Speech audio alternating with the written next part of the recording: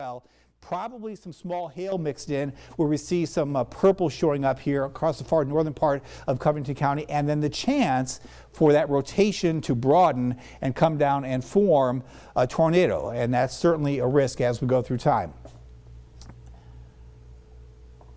Okay, I've got my director talking to me. I mentioned that other cell that we were watching that came on through the central part of Alabama. To give you an idea of what these cells are capable of, we've got video from Ottawa County, and we'll show you that. That's, again, the cell that came on through the Selma area all the way through the eastern parts of Alabama, and watching the radar with that debris tracker, it was producing damage pretty much the whole time as it was coming on through past north of Montgomery. So just an example of some of the damage coming in from areas north of us. A lot of snapped trees, of course.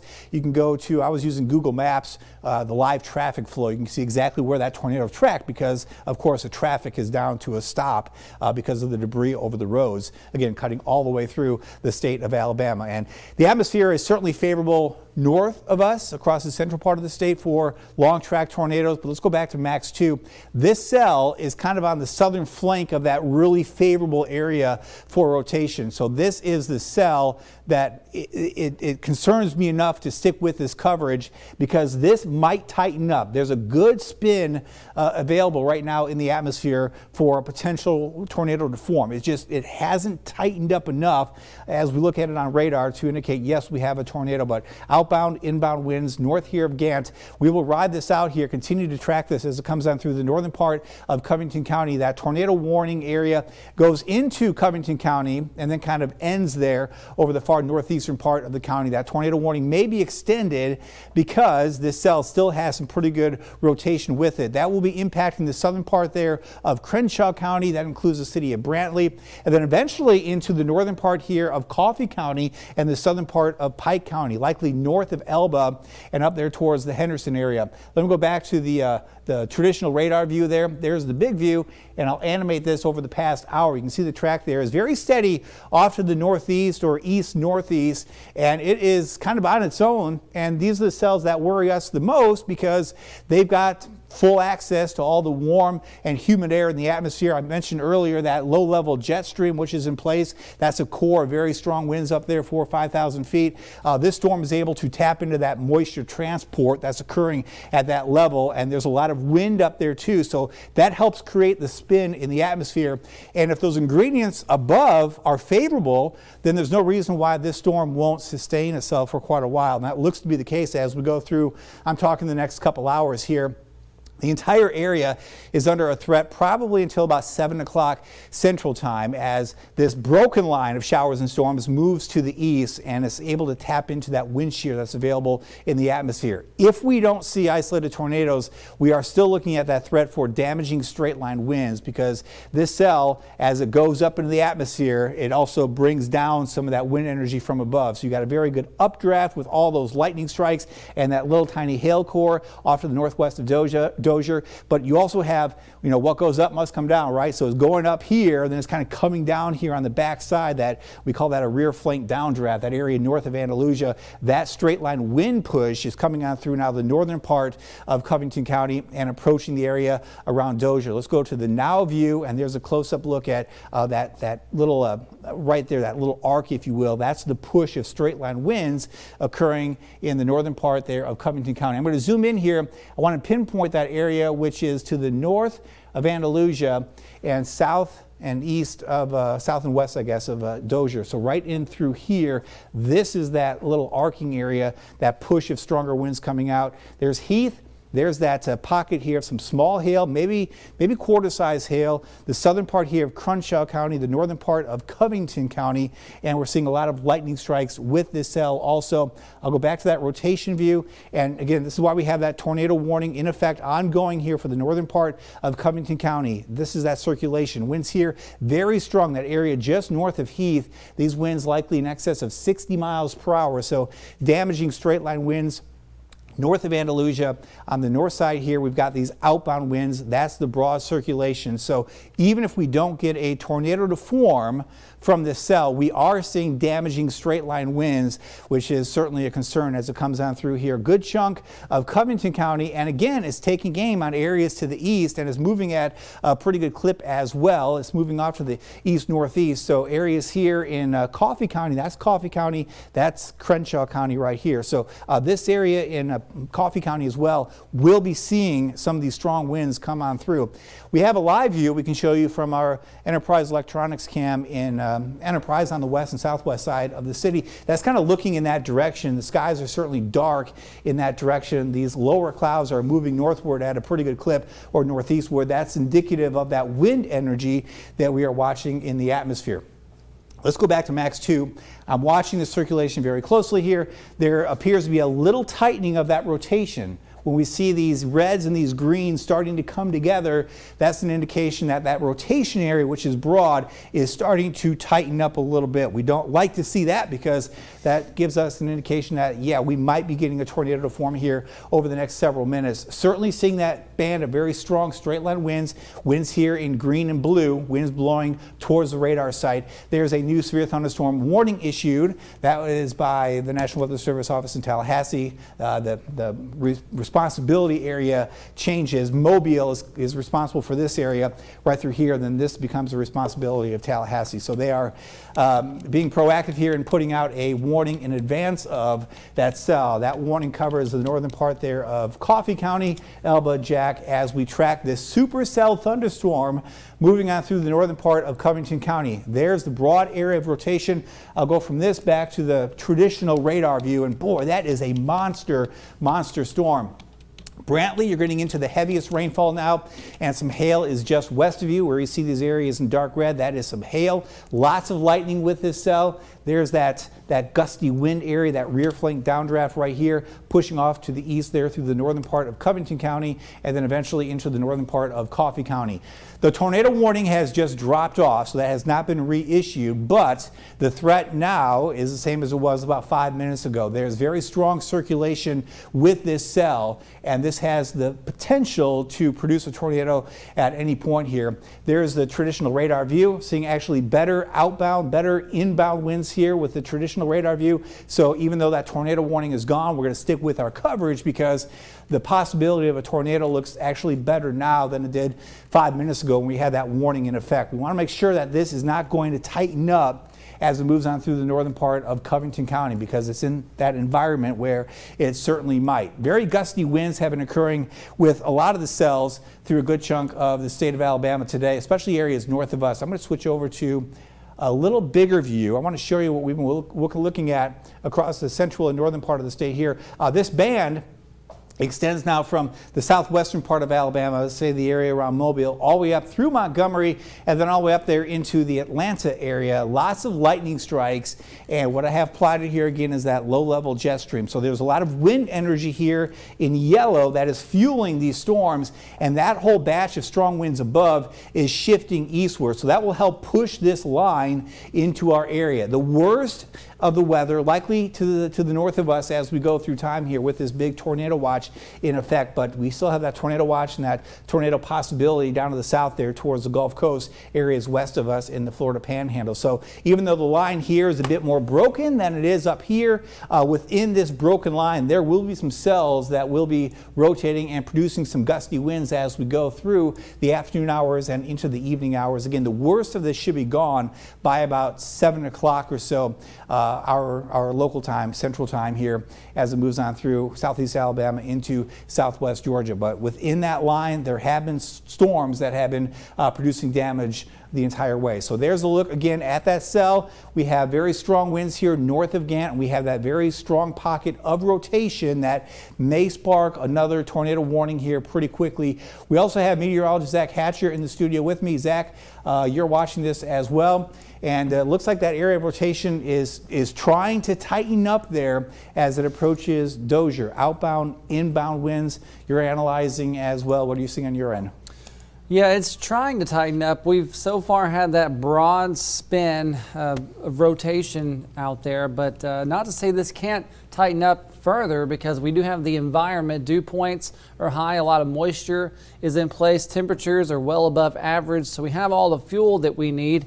We just got to see if these storms can take it and run with it. But that area of broad rotation is just west of Dozier, about to move through that area, about to lift into Crenshaw County. These are moving toward the north and east. What you're seeing there, that blue, that's some gusty winds out ahead of that line. And you can also see that bowing feature stretching just south of Dozier all the way to about where Heath is. That's where that structure kind of curves out. That's where there could be some gusty, maybe damaging winds. And this happens a lot with these type cells, with this setup. When you got that curved area, that means winds are surging out ahead of the line there. That's where you're going to find your strongest winds, and we look at that with velocity and also storm relative velocity, which accounts for the motion of the storm. You can see better what's going on within that storm minus the environment outside of it. But on the velocity scan here, seeing some blue. So, I mean, this is far from radar, so you do have to take that into account. But these are gusty winds moving through northern parts of Covington County, about to move into Crenshaw County, not far from Brantley. So the strongest winds are right there, kind of straddling mainly on the south side of Highway 29 from just southwest of Dozier all the way up northeast of, or just around Brantley. But that wind continues to move. I'll actually put this into motion here, looping. You can see that that is moving quickly into Crenshaw County. These are moving at a pretty good clip. Some of these storms today, northwest of here, were moving 50 to 60 miles per hour ground speed. And if there were any tornadoes, which there were northwest of the area, the 60 miles per hour, that's the speed of the tornado. Imagine having something like that moving that fast into and out of your community like it was never even there. Such a strong storm, such a fast speed with these. But there's the bigger view of the county here between Florala all the way up north of Brantley, moving somewhat in line with this severe thunderstorm warning. It might try to go further closer to Jack here over the next 15, 20, 25 minutes or so. But I don't see any indication that there's a tornado on the ground. But the more that I look at this, it does look like this is trying to stay at a somewhat tight area here. So there's the storm relative velocity, that spin. I'll actually highlight it for you. I'll circle it. It's right here south of Brantley all the way to northeast of Gant and moving toward the northeast. Now, it's the only game in town right now. We don't have to worry about too much except this one. And that's always, I guess you could call it a good thing when there's only one to worry about, because sometimes we can have multiple threats on the board, but this is the only one that we're mentioning right now, the only one that we're seeing. And that tornado warning for it was dropped. We did have a tornado warning on it, but I guess the criteria is just staying slightly below what we need to have that warning. But it could go tornado warned again. Each scan, we see a scan about maybe once every minute or so. So when we say scan, that means probably another minute's passed, and it is further north and east of the position it was not long ago. So I'm actually going to take this off of here, check a few more. Well, they just keep adding severe thunderstorm warnings to it. I mean, there is some gusty winds on this. I'm not seeing any criteria being met for damaging wind gusts, which would be about 58 miles per hour. But, I mean, there could be 35 to almost 45 mile per hour gusts going through the far southern edge of Crenshaw County and also far northeastern edge of Covington County. So we'll have to watch that one closely, but let's take that back off there and let's zoom out a bit, and I'll actually show you kind of the broad view of what's going on area-wide. So this is the loop of the last hour. Storms moving through northern Covington County, Crenshaw County. Notice that there is a warning issued for northern Coffee County, but we're not seeing much of that activity in there just yet. But this is accounting for that storm that's right on the heels of northern Coffee County. Dothan right now in the clear. Mariana areas around Geneva County looking good, but this line kind of a broken line, but trying to maintain some kind of fashion of a line moving northeastward. But one other thing to notice here, look at all the lightning. This one is lit up like a Christmas tree, just so much lightning with that cell right there along and north of Andalusia. I will take it back, kind of box in the area where this main cell's going here. And if you are in Andalusia, I'm sure you're hearing this thunder, and if you're in Jack, this is coming pretty fast on your heels there. In the next 5 to 10 minutes, that rain's going to begin to pick up, and those winds are going to be gusting, especially if that bowing feature on the edge of that can reach Jack, then there will be a decent surge of some gusty winds going through there. I'm checking the storm reports for a couple different local National Weather Service offices. I'm not seeing anything in our area to note just yet, but we do have that tornado watch in effect for areas around Covington, Crenshaw, Pike, Barber County. I don't think any more of the area is in a watch. I'll just double check that, make sure nothing sneaks past us here. So here's the region-wide view of the southeast.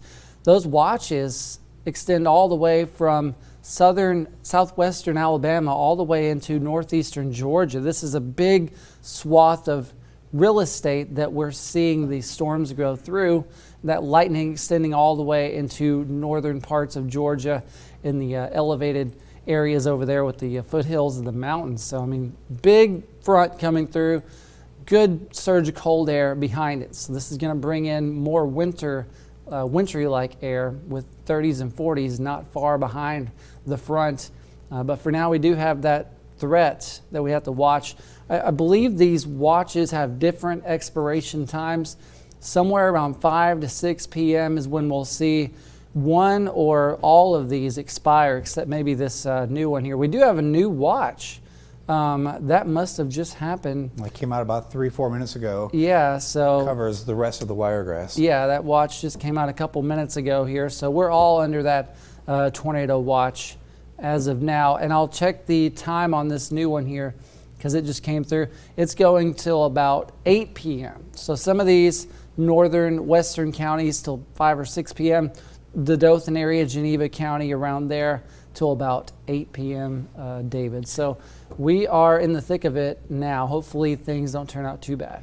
Yeah, until the main line comes on through your area, you will have that chance for isolated tornadoes and gusty winds, damaging straight line winds, the main threat. So that tornado watch covers all of us until this main line comes on through. That main line working right along I-65 more or less, kind of broken at this point, but within that broken line, there are some cells that really stand out. Southwest of there, it's pretty quiet for now. We're watching these cells down there towards Mobile, but this cell coming on through the northern part of Covington County has had a tornado warning with it for a long time. Now just a severe thunderstorm warning for winds in excess of 60, maybe even 70 miles per hour in gusts. Certainly a possibility. The forward motion on this cell is a solid 50, 60 miles per hour. According to the actual warning that came out, we'll actually pinpoint the exact motion here in just a bit, but you get the idea here. It's moving pretty quickly across the northern part now of Covington County into parts of Crenshaw County, about to move into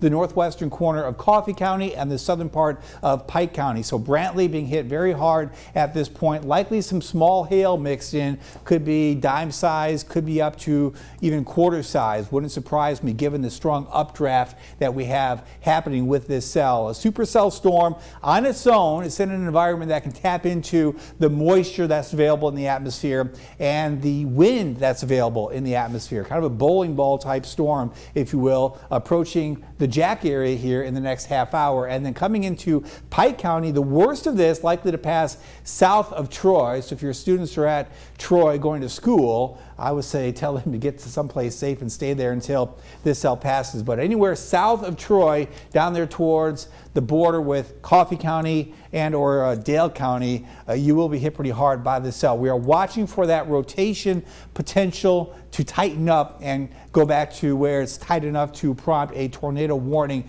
It is certainly a possibility. It's this area here south of Brantley, the northern part here, far northeastern parts of Covington County. You see some blue showing up. These are straight line winds in excess likely of 60 miles per hour. The radar is right there in Echo in Dale County. What you're looking at here in blue are winds on the south side of that circulation. I'll just plot some of these. So you're looking at 58, 62, 48, 59. So that area in blue, generally speaking, winds here indicated by Doppler radar of 60 plus miles per hour, elevated a little bit, but this is one of those situations where those strong winds above can be transferred down to the surface, given that this is in the downdraft area of the thunderstorm. A supercell thunderstorm, you have an updraft area here, you've got a downdraft area on the west and southwest side. So that core of strong winds correlates with that downdraft. So what we're seeing here on radar certainly could be transferred down to the ground. And I'll tell you what, wind gusts of 50 to 60 plus miles per hour can cause considerable damage. So we're watching for that threat. A severe thunderstorm warning in effect here for parts of Covington County into Crenshaw County, and also including a good chunk there of northern Coffee County for this cell as it moves into Coffee County here pretty shortly. South of Brantley, we have that very strong area of rotation showing up here. This is looking very, very bad or good, depends how you look at it. Good for a tornado formation, bad if you're in the path of this cell, because this may tighten up here, and it's looking like it's trying to come together there across the far northeastern part of Covington County. I'll back this radar view up.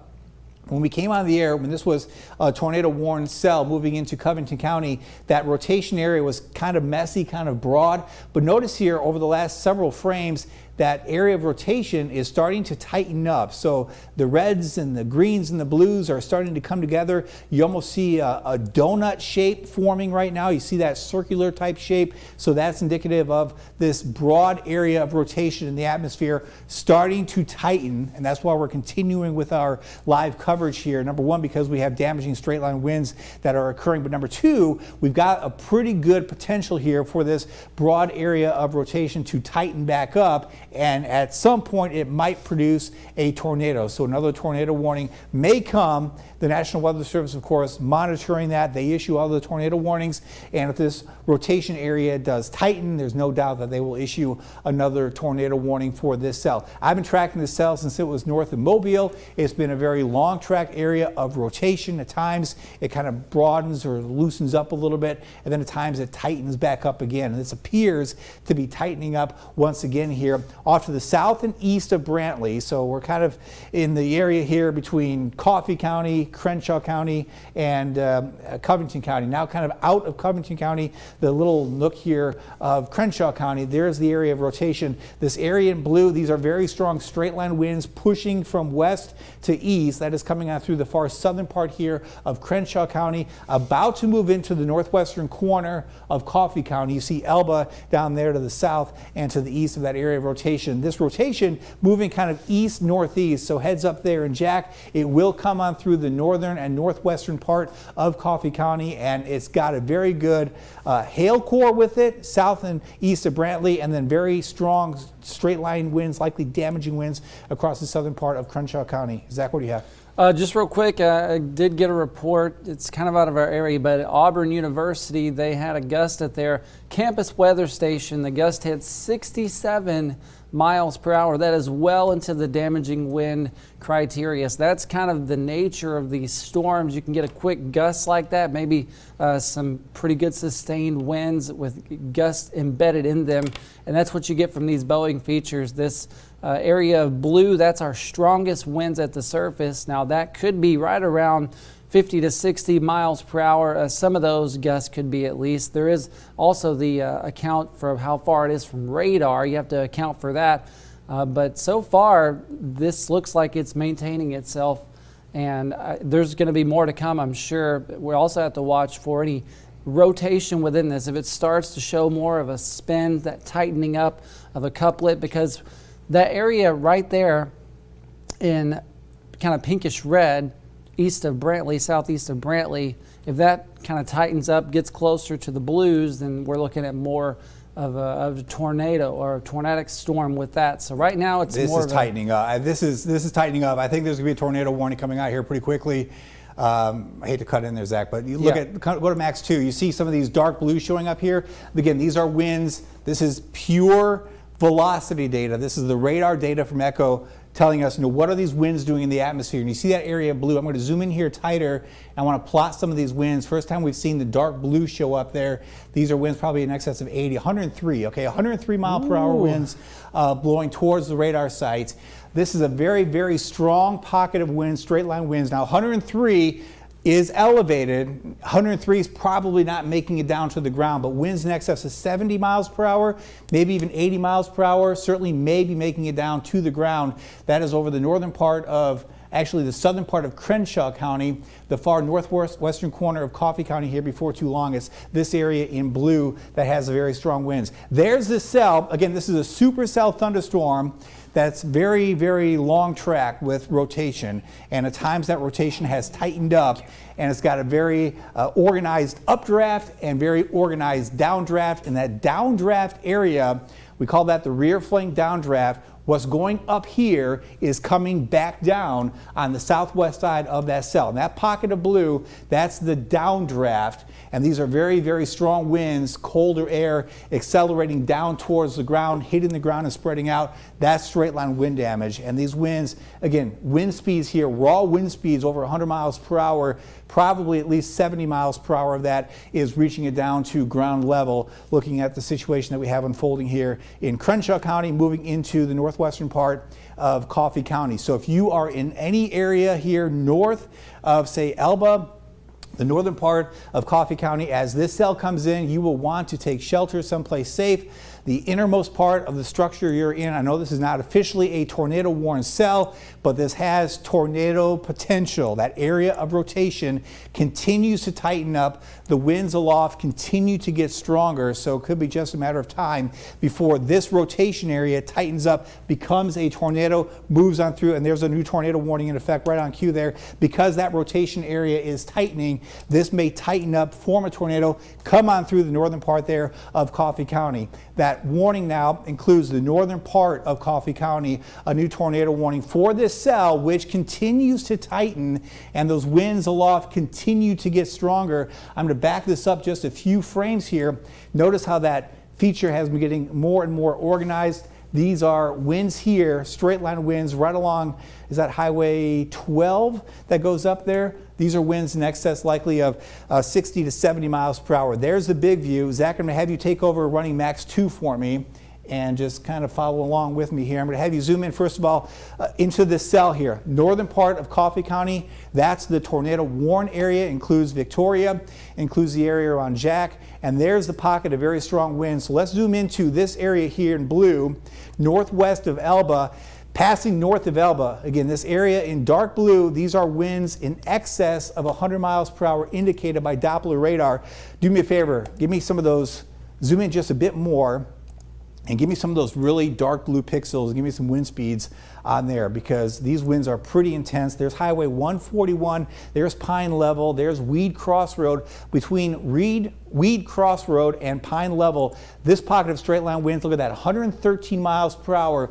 This radar beam is up there a few thousand feet in the atmosphere, so 113 mile per hour winds are not reaching the ground. But if you subtract, say, 40 miles per hour from that, you could be seeing winds in excess of 70 miles per hour coming on through here, the northwestern part now of Coffee County. Let's remove those wind speeds. There's the core of the strong winds here on this tornado warned cell, coming on through areas north of Pine Level, off to the south and to the west of Jack, north and west of Elba here. There's outbound indicated here by some red. There's very strong inbound winds indicated by blue. When I say inbound, outbound, that's relative to Echo, where the radar site is, the Fort Rucker radar. These are winds blowing towards or inbound. These are winds outbound or away from the radar site in blue. Certainly more outbound or inbound winds showing up than outbound winds, but those inbound winds, these west to east blowing winds, straight line winds here, probably in excess of 60 to 70 miles per hour coming out through the northern part there of Coffee County. So if you live in this area, the northern part of Coffee County, where we have this tornado warning in effect, best to take shelter where you are now. I'm going to take back over here. I want to jump back over to the traditional radar view. So this is the supercell storm here. You see pockets of dark red. We have some hail here and there with that intense lightning occurring. And notice that inflow notch there. Very easy to see that inflow notch. This is a very a well-formed supercell thunderstorm, and the structure is pretty much textbook on this cell. We don't see this too often in our area. These are more common just north of us, the Montgomery area up there towards Birmingham. But what you're looking at here, a very heavy batch of rain with some hail mixed in here, the northwestern part there of Coffee County, west of Jack here. A lot of lightning will continue moving to the east with this cell. This is the actual inflow right here, that little notch. That's the warmer, more humid air southeast of the cell being fed into the cell. All that air is rising up here. So rising air where it's cold, you get particles that separate, you get a lot of lightning. On the backside, you've got this outflow, this downdraft right here where the wind from above is coming down towards the ground. And this is the area here that has damaging straight line winds. If we get a tornado to form, it's where these inbound winds meet the outbound winds, which is right in through here. So this is that little pocket that we're watching, almost like a hook that's trying to form. But even in the absence of a tornado, we have for sure very strong damaging straight line winds. These are the winds here. I mentioned that little area, that downdraft area. These are the winds blowing out of that thunderstorm right along Highway 189. These are winds indicated by Doppler radar, pure wind speeds in excess of 100 miles per hour, 102, 87, let me get right in there, 106. We saw 113 earlier, there's 102 miles per hour. So that pocket of blue, these are very strong straight line winds around that area of rotation, which is now moving into Coffee County. So some of these smaller villages and settlings showing up here as we zoom in. You see Bullock here, you see Zoar, Bluff Springs, Shady Grove. There's Jack up there over the far northeastern part of this map. Pine Level here. So that area between Bullock and Pine Level, we've had very strong straight line winds come on through. There's County Road 319. That's Highway 189. Right along 189 now, off to the south of Bullock and north of Pine Level. Very strong straight line winds, damaging straight line winds here moving across the northern part of Coffee County. These areas in red, these are outbound winds, so winds blowing away from the radar site. These are winds blowing towards the radar site.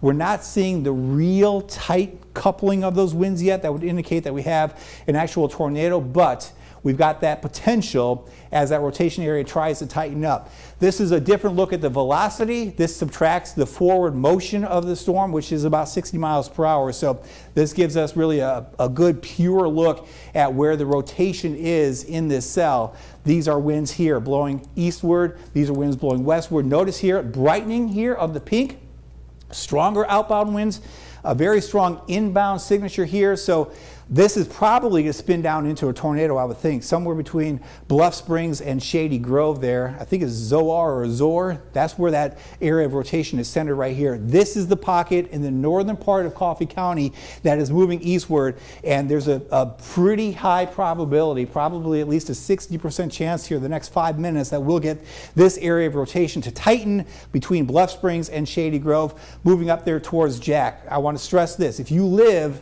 in the northern part here of Coffee County, you want to get someplace safe and get there now and just ride out this cell until it passes. The atmosphere is a little bit different today, different than some of the tornado warnings that we get where they're EF0, EF1 type strength, and they form and they dissipate pretty quickly, and they're usually pretty small in nature. This one has the potential to be a stronger tornado because of the wind energy available in the atmosphere. There's a very potent, strong, low-level jet stream coming on through today. And I'll tell you what, this cell is on its own, and it's been tapping into the environment around itself, and it's been kind of, coming together here pretty good. So the potential is high here for a tornado to form and move across the northern part of Coffee County. I'll switch over to the debris tracker, and as expected, we're not seeing any debris yet showing up here, but this might change if we get that circulation, which appears to be tightening, to tighten up just a little bit more. And these usually are cyclical in nature. They go through periods where the rotation is kind of broad, the rotation tightens up again, it loosens up, it tightens up. Well, it's at the point here where it's tightening up. So it started to come together here, and notice here how that area in pink has appeared out of nowhere. So that's an indication that the outbound winds, the northern part of that circulation is getting stronger. The southern part of that circulation has been very strong. That downdraft area has been very strong for a while. Now the updraft area is starting to show up a little bit better. I'm gonna go back to that traditional radar view, a different color table here because this is just pure wind speeds. You know, what is the speed of that raindrop coming towards the radar site? We have a great view because this is moving pretty much right towards the radar site. So there's no contamination from being at a funky angle. These wind speeds are pretty close to accurate here. I'm going to zoom in just with my eyes. So 104 miles per hour. These are 104 mile per hour winds indicated by Doppler radar blowing towards the radar site. So these are actual winds up there in the atmosphere. Give me just a second. I want to actually tell you how high that radar beam is from that storm. Give me just a second here. I'm going to pop this up and we're looking at, let's see here. 2,300 feet. So that radar beam, these are winds at 2,300 feet in the atmosphere. So 104 miles per hour at 2,300 feet blowing from west to east. 104 probably isn't reaching the ground, but I'd say probably 60, 70 mile per hour winds are reaching the ground. And I mean, think about that. That's a hurricane. That's a hurricane force wind gust. Not even a gust. I mean, sustained hurricane force winds ripping through the northern part here of Coffee County. It's north of Elba. It is going to be moving into the Jack area here pretty quickly. We've got a couple live cams. Zach, I think we have the Enterprise Rawls cam pointing northward. I don't know, Jonathan in the back, who's my director, if you can pop that up as well in the corner, we can kind of monitor. It's a little ways away from the city of Enterprise, but you can get a view of it. Check this out. That's a purple pixel showing up here. We're going even stronger with that area of rotation. Let me clear that out. Zoom in here. I think I got Austin back there directing, not Jonathan. So give me a second here. I'm going to plot that wind speed, that little pixel in pink, 117. So that's the highest that we've seen. These are, again, pure wind speeds in the atmosphere at about 2,300 feet, 117 mile per hour winds. This is part of the downdraft part of the thunderstorm. So we've been mentioning for days that the biggest concern that we've had coming into today, damaging straight line winds, and that's in the wrong direction. So let's spin that camera around to point northward. This is the downdraft area here. This little notch here by Jack, that's the updraft. That's the inflow into the cell. All this warm, humid air is coming in here. It's rising up into the atmosphere. It's producing heavy rainfall and some hail, where you see these areas of dark red, hail there, hail here. All that air that's going up is coming back down, that rear flank downdraft right there north of Shady Grove, that little arced area right here.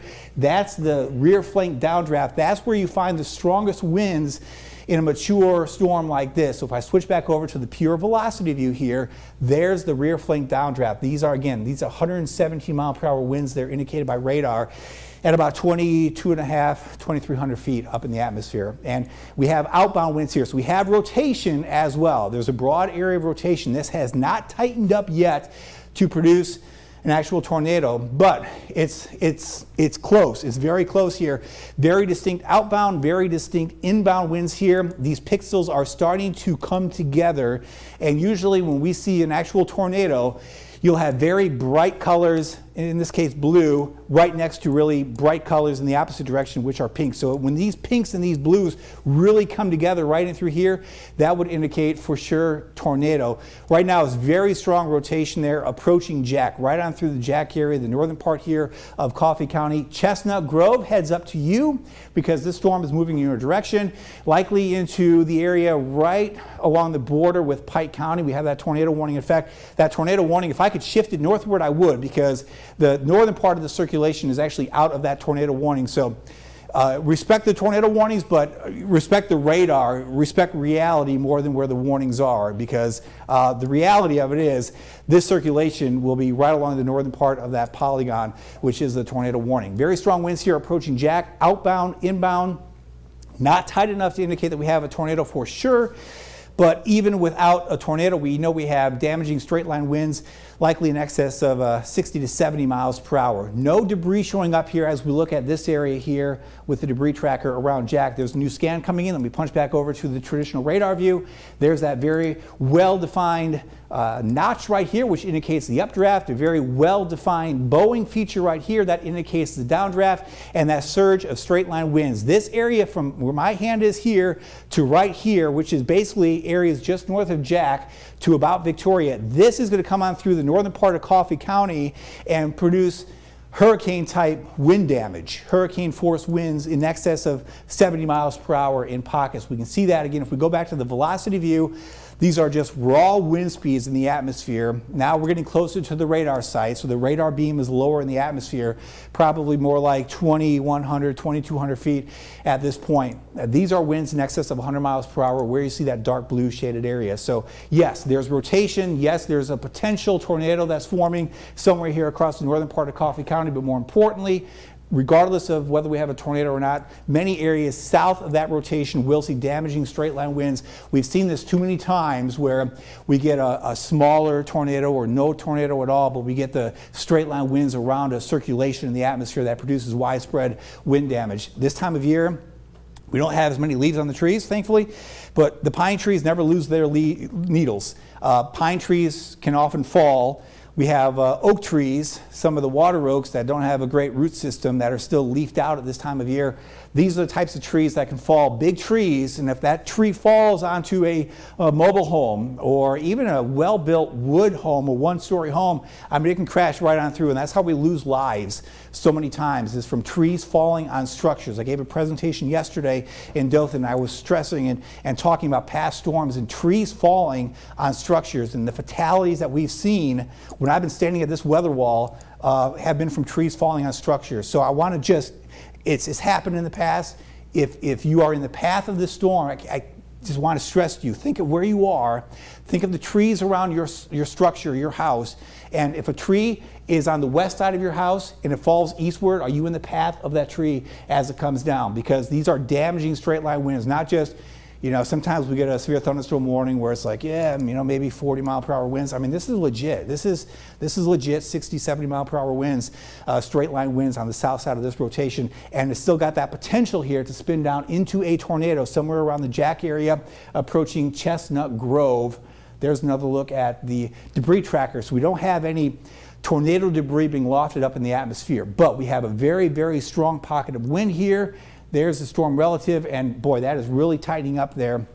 And this may be on the verge of producing an actual tornado. I'm going to zoom in here, excuse me, just a little bit off to the east of Jack here. And you see again, this pixel there in purple, these are straight line winds indicated by Doppler radar of 121 miles per hour, 121 miles per hour. I'm going to check where we are exactly with the elevation as we look at the pocket there of rotation. So we're at, let me see here, 1,900 feet. So at 1,900 feet in the atmosphere, we have 121 mile per hour winds. I mean, 1,900 feet is not that high up. And given the fact that this cell, those 121 mile per hour winds are with this rain falls down to the ground. And that falling rain can transport that wind energy down to the ground. It is conceivable in a situation like this that we could have 100 plus mile per hour straight line winds occurring south of this rotation. I mean, think about that. That's Cat 2 type hurricane winds occurring here in the northern part of Coffee County. This is a supercell thunderstorm that is out on its own. The center of this storm is split between Pike County and Coffee County. Updraft, very, very well-defined area of inflow into this cell. A very well-defined area here of heavy rainfall and large hail and lightning, and a very well-defined outflow area here off to the south and east of Jack, the northern part there of Coffee County. These are winds that are blowing out of that storm, settling down to the ground, spreading out, and producing widespread straight-line wind damage. The northern part here of Coffee County. I've been in the wiregrass for 8 years. There's only one other time I can remember. It was in April of 2020. We had some cells up here that were producing wind speeds like this on Doppler radar. It doesn't happen very often at all. So take this very seriously. These are basically west to east blowing winds here, and that is approaching the corridor of 167 across the northern part there of Coffee County. Get someplace safe. There is a tornado warning in effect. There is tightening of this area of rotation, and treat this like it is an actual tornado, because even in the absence of an actual tornado, we are seeing these sustained winds here on the south side. Chestnut Grove, you're on the path of this.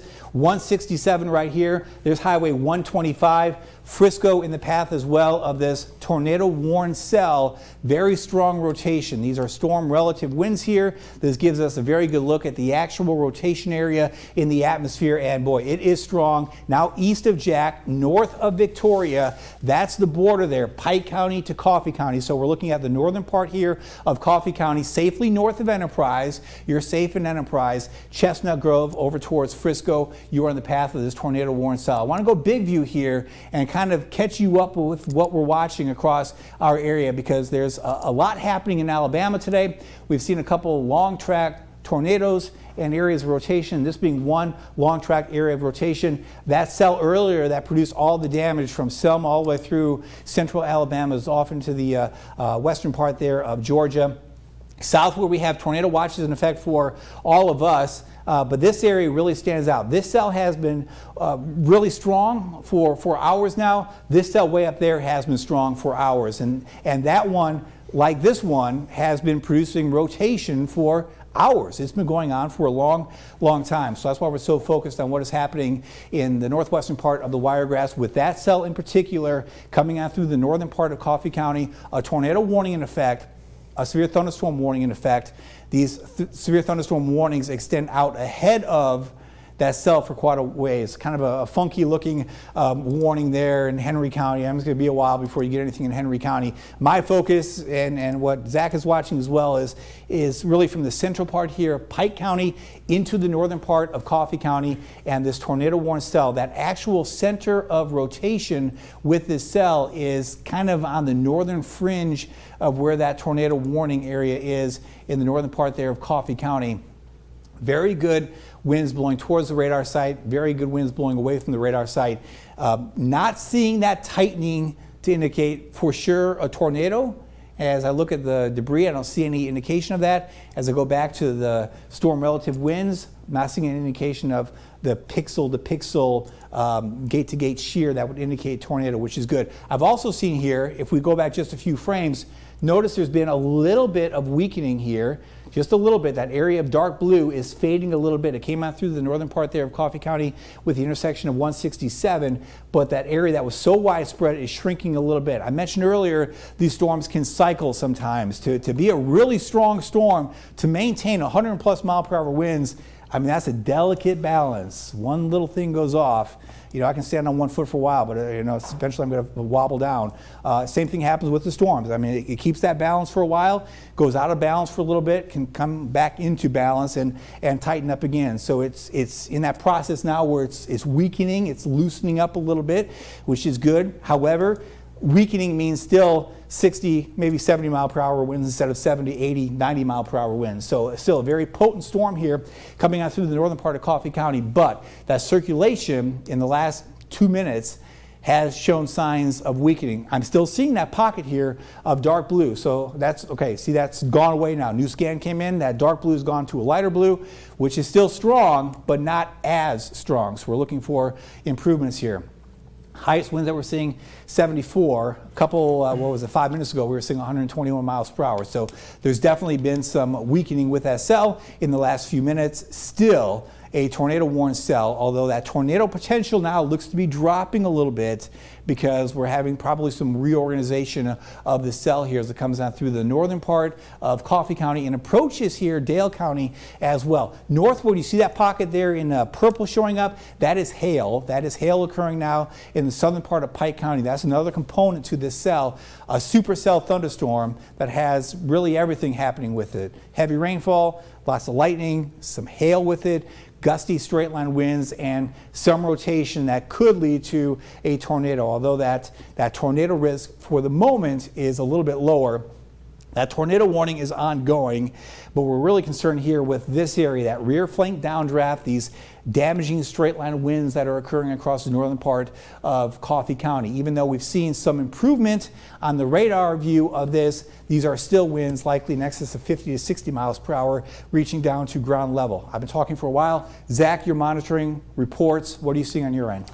Yeah, I see one report that just came in from this same monster storm that we're watching. There's a report of trees down near and around Gant Lake in Covington County. The extent of the damage unknown at this time. But when you get a storm like this, that bowing feature out ahead of it, surging, strong, damaging wind gusts, there could be more reports coming down the line that we just haven't had just yet. But I do think for this tornado warning here in northern Coffee County, we could probably trim some of that back because most of that threat's already passed around the Victoria area. I do think they're going to drop off some of that tornado warning west of Victoria, or maybe just keep it as a severe thunderstorm warning. But these winds, even though they're above ground level, have really been howling. You see these blue pixels, especially when you get those purple pixels. That's when you know it's game time for these storms, and you need to take these seriously as if it was a tornado. So let's kind of zoom back in here to little tightening. Notice the last main scan zone. that came in. Check out the velocity. A little bit stronger again. That darker blue showing up. Yep. And then there's that warning. You kind of have that S shape trying to form there right around County Road 110, and that's not what we want to see. That can be bad news and fast.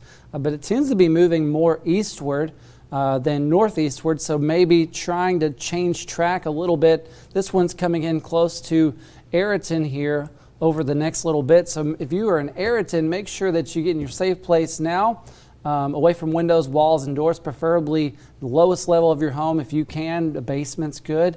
It's the best place to be.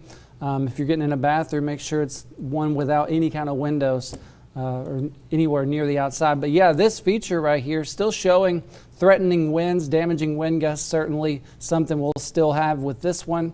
Let's take a look at the other velocity scan here. So right around, zoom in just a little bit closer, right around County Road 110, that's where we're seeing the worst of this right now, moving right through the Frisco area, getting close to the Rocky Head area. Might go just north of Rocky Head, but close enough to where you need to be taking this one seriously. Ayrton, this looks to be right in line with you, so hurry up, get somewhere safe. We can put some we can measure some pixels here. We have 91 miles per hour in the darkest blue area, and then if we take one here in the light blue, still 54, and then taking it toward the red, 28. So we're still seeing some damaging wind gusts likely at the surface, at least at times with this as it moves eastward. So not only could this be a tornado, then you're also having to deal with the winds around the storm, right in the storm. So anything that reaches 60, 70 miles per hour, that could do just as much damage as an EF0 tornado. It can rip shingles off homes, throw trees on homes. And like David was mentioning, whenever you get winds like that knocking trees on homes, that's where a lot of the injuries come into play. Somebody might be trying to walk through their yard and get hit by a limb. It's happened before.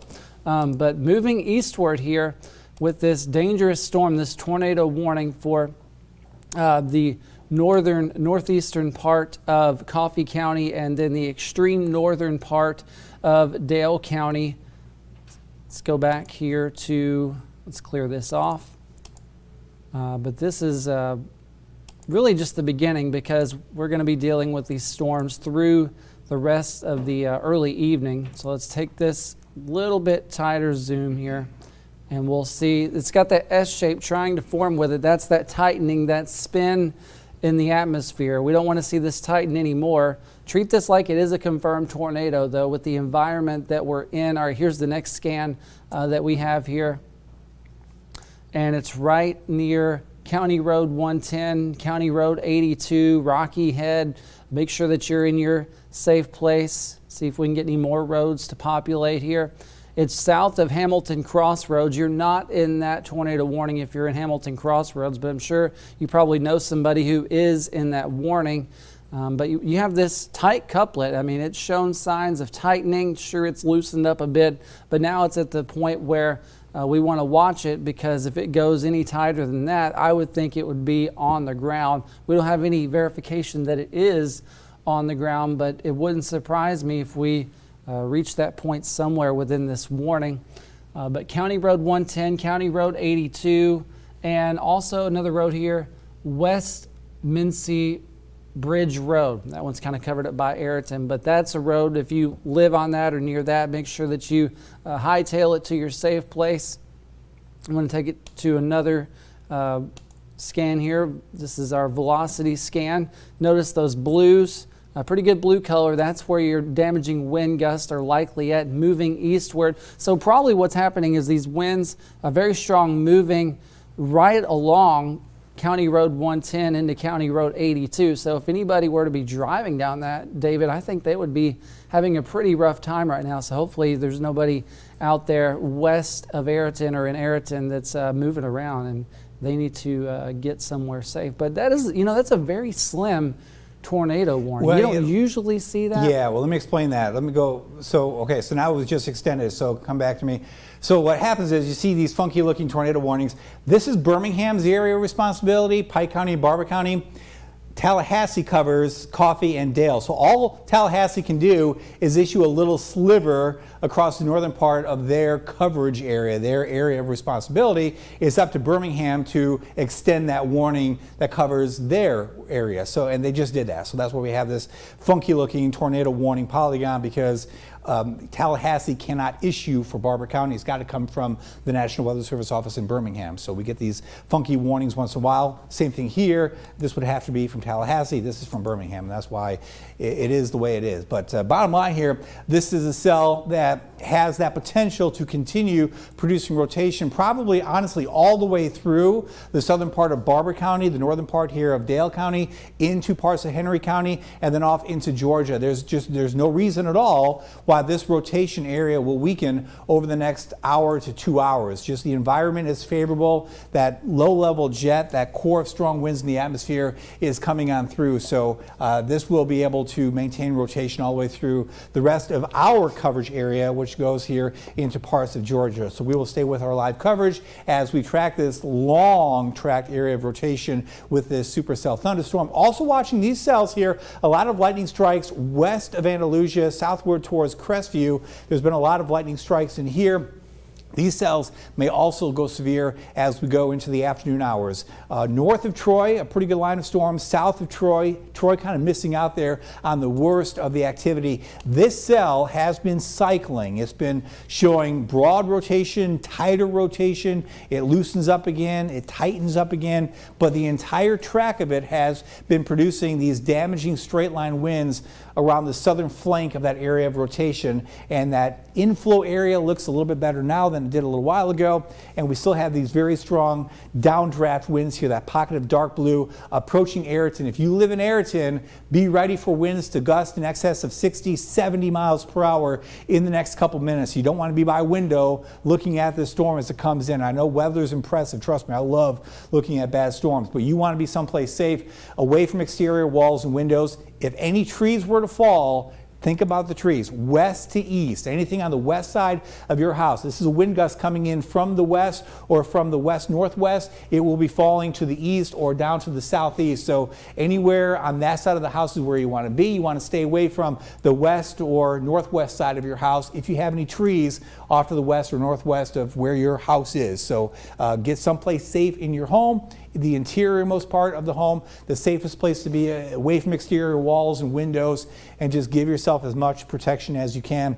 Not a confirmed tornado, but confirmed damaging straight line winds with this cell the entire time. It's worked on through Coffee County, Covington County as well. Typically, storm reports lag the actual storm, so we'll get reports of damage out of northern Coffee County for sure as we go through time. That pocket of blue, these are winds still in excess of 60, 70 miles per hour. A different view here of the velocity data. These are outbound winds, these are inbound winds. Now the radar site is down there in Echo, so we're looking more in this direction for the radar beam, but very good outbound, very good inbound, very good rotation still ongoing with this cell. And as I mentioned, there's no reason in the world why this area of rotation won't carry all all the way through Barber County, and we'll likely have that ongoing tornado warning for a while, because this might tighten up and produce a tornado really with little or no warning. Could happen in the span of a minute or two. Every time we get a scan, you see a little different structure to this cell. And again, this is in an environment that may continue to produce strong rotation at times that tightens up. So we're watching that.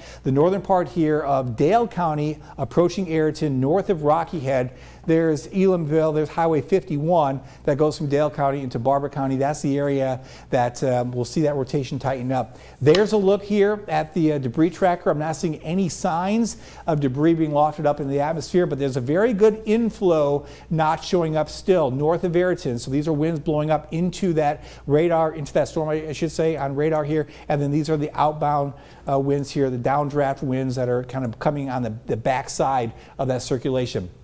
A new severe thunderstorm warning issued for areas in Barber County for good reason. There's also some hail showing up there west of Clio. That area of dark red is some hail, but this is the area right around Ayrton at this point where we're seeing that damaging straight line wind potential. I'm going to go back to the actual pure velocity view here now. The radar beam is a little bit different than it was earlier. This isn't moving directly towards the radar, so these wind speeds are probably a little bit stronger than what we're actually showing here on radar. These are moving to the east here, so this is that area, that downdraft area here coming right on through Ayrton. The west side of Ayrton, these winds really picking up, carrying all the way through Ayrton. If you live in this area, northern Dale County, heads up, because these winds likely in excess of 70 miles per hour carrying off to the east-northeast. Zach, what do you got? Yeah, David, talking about those damage reports, they're just now coming in. So one in Coffee County, a report of a wreck on Alabama 87 between Zion Chapel School and Jack Post Office. Power lines, trees down, as well as a road being blocked. So that's not good. Also reports of minor damage to Zion Chapel School, and officials are working to confirm those school reports. Also, some damage along 87 between Jack Post Office, or maybe that's the same one here. But, I mean, these winds are really coming through 60 to 70 miles per hour, maybe even higher in some spots. That's what you get. You can get damage to big structures, little structures, it doesn't matter. But it's not good that we're already seeing some damage reports from that. Not surprised, though, and we're still watching the cell as it moves right just east-northeast of Ayrton. These cells are moving generally east-northeastward, and that's why we're seeing the tornado warnings and the warnings kind of drawn the way that they are here. But one thing I've been watching here is that notch, and it's been there for a little while. It's north-northeast of Ayrton. That's the most likely spot where we could see some really tight rotation and a tornado on the ground, because those notches, that's a prime area for something like that to happen. You got that inflow coming in trying to cause that rotation. You can get that S feature to show up, and that's what's trying to happen. But right now I'm not seeing anything confirmed on the ground, but this could be confirmed at any moment, David. So it's a moment by moment process for sure. Yeah, straight line winds for sure. I mean, straight line winds, that's been the biggest problem over the last couple hours here as the cell has worked on through Alabama. We came on a little after 2 o'clock, so we've been on for a little over an hour, I guess now. And the whole time that this cell has been coming on through Covington County and then Coffee County, it's been producing these damaging straight line winds with rotation as well. But that rotation hasn't tightened to the point that it's produced a tornado with debris that we've seen on radar, which is good. That very distinct inflow notch continues, so that potential remains pretty high for a tornado to form somewhere here now in the southern part of Barber County. That tornado warned cell is right along the border with Pike, Barber, and Dale County at this point. Ayrton being hit very, very hard now with very strong straight line winds. This is a look at the storm relative velocity. These are winds here in pink blowing away from the radar site down there in Echo and Dale County. These are winds here blowing towards that radar site. New scan coming in here right along Highway 51. Very distinct rotations, so there's been some tightening here over the past minute to 2 minutes. Let me go back here just a couple frames and notice here how that area of rotation has tightened. Again, it's kind of like a skater, you know, arms out, arms in. When the arms come in, that rotation really tightens up. That is occurring right now. If there is a tornado with this cell, It is going to be right where these pixels meet. And again, we've got these pixels blowing from this direction to this direction here because the radar is down there. So these are outbound, these are inbound. We've got pretty good gate-to-gate shear. Zach, you're by the radar. Give me these 2 pixels if you can, outbound and inbound winds to see where we're at here. South of Dozier, right along Highway 51, moving to the east-northeast. So you see Atkinsville is coming in your direction. So 57 versus, what do you got next to it? 34? Yeah, around there. Pretty good wind shear, definitely pretty good wind shear. This area of rotation here is now into Barber County. Go ahead and clear those out. It's south of Dozier. It's moving off here to the northeast or east-northeast. So these are very distinct winds showing up here, a very distinct area of rotation, and it appears to be tightening. We'll see if this tightens back up into an actual tornado-warned area, and it might. It just, let's see, is that what I think it is? It looks like it is. So That looks like debris. That looks like debris. So that looks to be, first time we've seen that with this cell. We have that inflow area right here. That looks to be debris showing up on Doppler radar. And if we go back to the velocity here, we'll see that new scan come in. I mentioned how that was storm relative kind of tightening up. I think that's debris that's being lofted from this area of rotation. So that looks like a confirmed tornado now in Barber County. Took a while for this to happen. We've been worried about it for a long time. We've got not only an ongoing tornado at this point, but we've got very strong straight line winds. Notice here, again, that's the area of very strong rotation with this confirmed tornado now, Doppler radar confirmed tornado, we can say, as we look at the radar in Barber County. To get your bearings here, this is moving off to the east-northeast. Atkinsville in the path of this, south of Clio. These are winds here in blue blowing towards that radar, which is an echo. Winds here away, so there's that area of rotation. These are the pure winds in the atmosphere. If we clean it up a little bit with our storm relative view, these are the winds here that are showing good outbound, good inbound, and we have confirmation by looking at this hole. This donut hole here is the radar saying, hey, I see something in the sky that is different than everything else. All these raindrops are pretty much the same size, very, very tiny. And then all of a sudden here in the middle, you've got something that is way bigger than raindrops showing up. If we go to the actual radar view, that's rain, looks like on radar, but within that rain, you've also got debris. A very good inflow notch. Again, we've been watching this rear flank downdraft. These winds that are going up here are coming back down right here. Some hail likely around Clio, very heavy rainfall as well. The southern, southwestern part of that circulation has that downdraft, that outflow. So very strong straight line winds here, and where this notch is right here is where that tornado is, north of Atkinsville now. This is in the southern part of Barber County. Storm relative winds. We'll get that new scan to show up here, but what you're seeing is a very strong pocket of rotation, which is now moving off to the east-northeast there, south and east of Elamville, Teal's Crossroads, you're in the path. Blue Springs as well. If we go forward a little bit here, as it comes down through the southern part of Barber County, you are in the path as well of this cell. There's the inflow notch, very, very well defined. These are damaging straight line winds, and you can have both things happen at the same time. You can have a tornado, and then south of that tornado, you can have damaging straight line winds.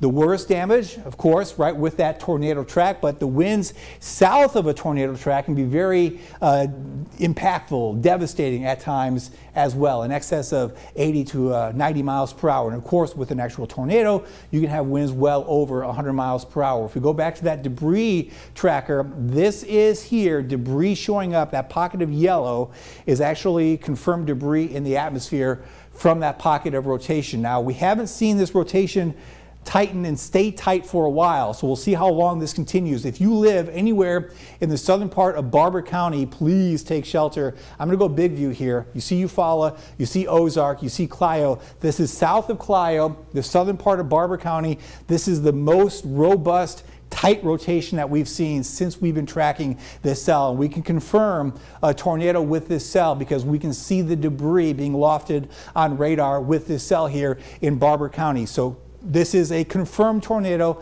Get to your safe place if you live in the southern part of Barber County. We've got a tornado warning in effect here for that area.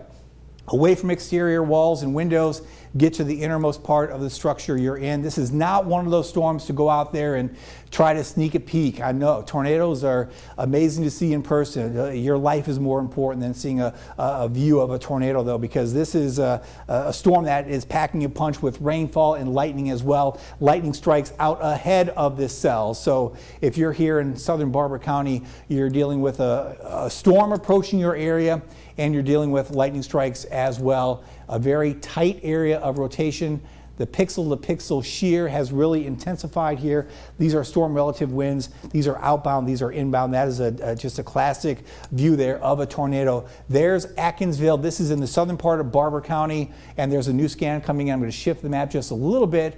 That gate-to-gate shear has weakened a little bit. So again, this area of rotation, it can broaden, it can tighten, but once you get a tornado to form, it takes a while for that to spin down. And as I mentioned earlier, this environment really is favorable for ongoing rotation, probably all the way through Barber County, and then it could go well into Georgia as well. I'm talking looking 2-3 hours out. There's really no reason why this cell won't continue to rotate, cycling through at times where it's tighter, it's weaker, it's tighter, it's weaker, but that potential for an ongoing tornado at times will be with us all the way through Barber County. So there's a look again at the velocity data with now the debris tracker popping up, and that little pocket right there, that's been the debris, and still some evidence of it here in the southern part of Barber County. Zach, what do you have?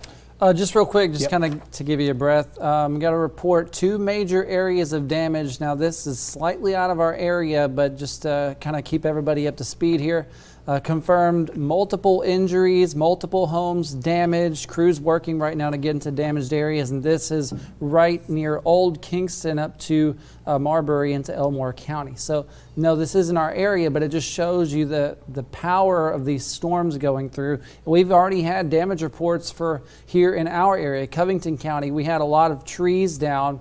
Looks like another report just coming in as I'm talking to you here. North Highway 123 and County Road 120, Ayrton, tree down blocking both lanes. I mean, that could be one. There could be a lot of trees down. That could just be one report of many out there that aren't quite coming through just yet.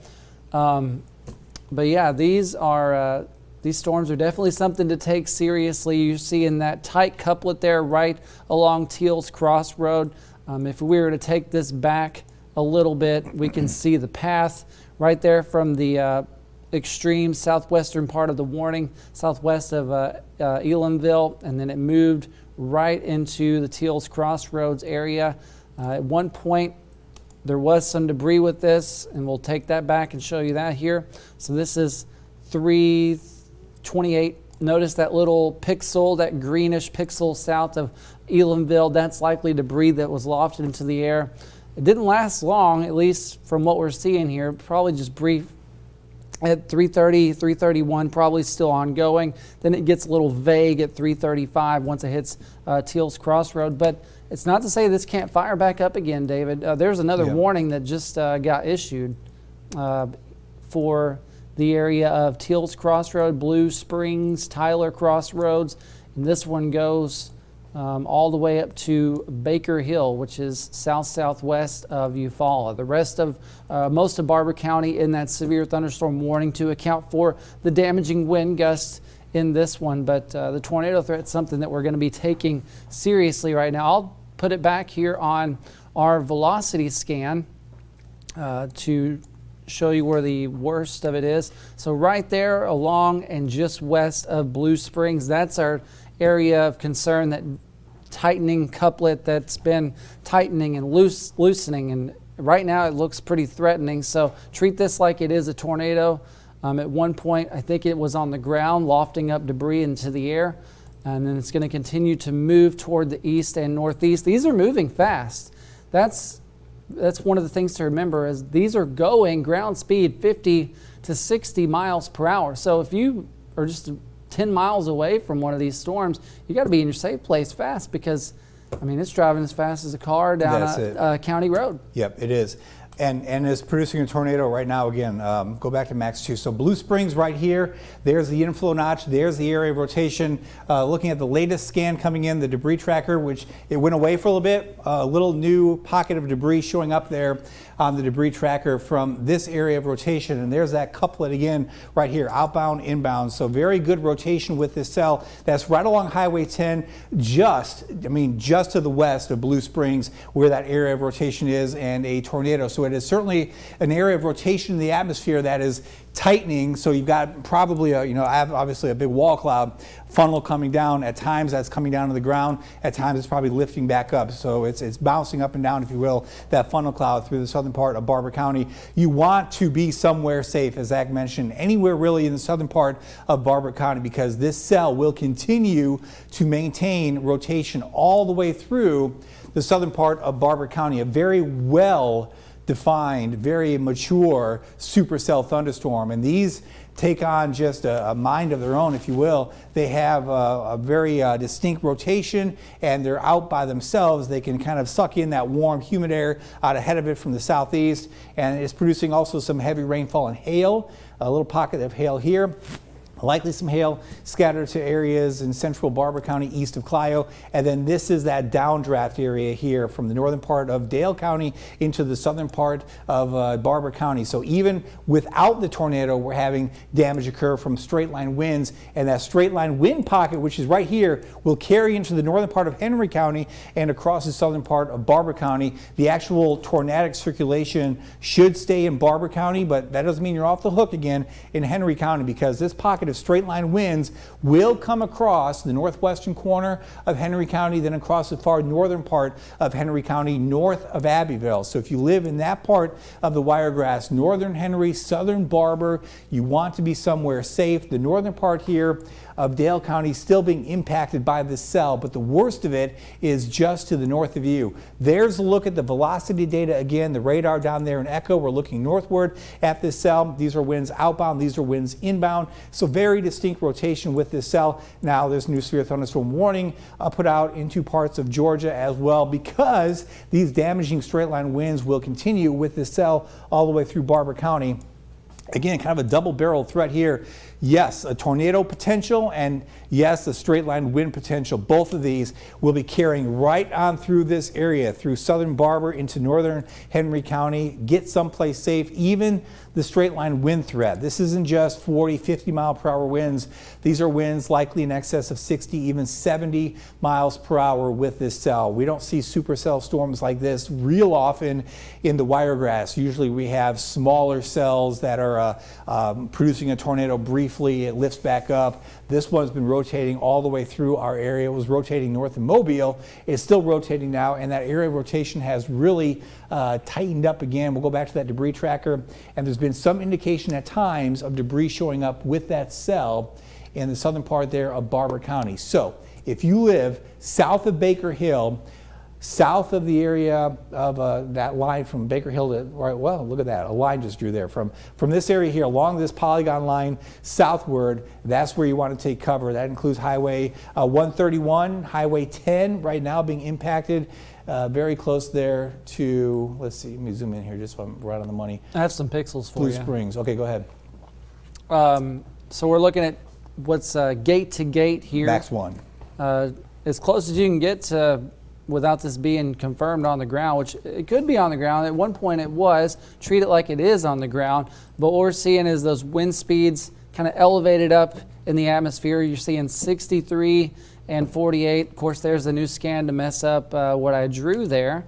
But we can take this a little bit further to the east so you can see how fast it's moving. It was in Blue Springs, and now it's exiting Blue Springs, moving around 50 miles per hour toward the east-northeast. But I'll draw some more, or I'll put some more pixels up on here so we can get an idea.